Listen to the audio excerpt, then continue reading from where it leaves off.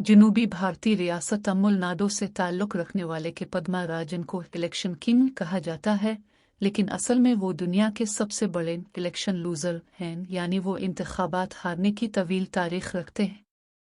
65 साल के पद्मा राजन गुज़िश्ता 3 दहाइयों से ज़्यादा अरसे के दौरान 238 सियासी इंतखाबात में हिस्सा ले चुके हैं और हर मरतबा हारने का एजाज़ रखते हैं। अगर उनके इंतखाबी अखराजात का तखमीना लगाया जाए तो वो अब तक हज़ारों डॉलर की रकम इलेक्शन रजिस्ट्रेशन फ़ीस की मद में लगा चुके हैं। अब तक उन्होंने अगर किसी इलेक्शन में कामयाब उम्मीदवार के करीब पहुंचे हों तो वो 2011 का इलेक्शन था, जब उन्होंने तमिलनाडु के ज़िला सलीम के कस्बे मितोर में 6,273 वोट लिए। हालांकि वो जीतने वाले उम्मीदवार से बहुत पीछे थे, क्योंकि फातेह उम्मीदवार ने 75,000 लिए थे। ताहम इस शिकस्त ने उन्हें एक उम्मीद सी दिलाई। इस हवाले से पद्मा राजन का कहना है कि जीत तो एक सानवी चीज़ है, असल में तो हार को तस्लीम करना और दोबारा उभरने की कोशिश ज़्यादा अहम है, और ये बात मुझसे ज़्यादा कोई नहीं जानता।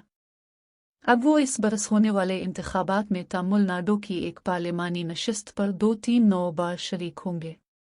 इन शिकस्तों के दौरान उन्हें एक और एजाज़ ये हासिल हुआ कि वो भारतीय वज़राए आज़म जैसे नरेंद्र मोदी, अटल बिहारी वाजपेयी और डॉक्टर मनमोहन सिंह के खिलाफ खड़े हुए और हारे। लेकिन वो अपनी शिकस्त के बाद दोबारा आस्तीन चढ़ाकर खड़े हो जाते हैं और इनका मकसद नौजवान नस्ल के लिए एक मॉडल बनना है।